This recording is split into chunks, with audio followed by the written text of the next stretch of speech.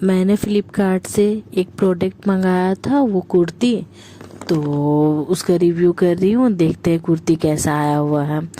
तो आप लोग को पसंद आए तो लाइक एंड कमेंट शेयर ज़रूर करिएगा।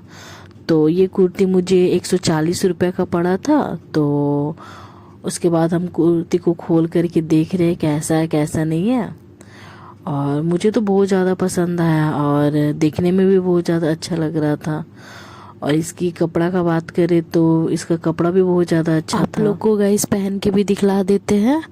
और बहुत ज़्यादा अच्छा लग रहा है पहनने के बाद। आप लोग भी फ्लिपकार्ट से परचेज़ की।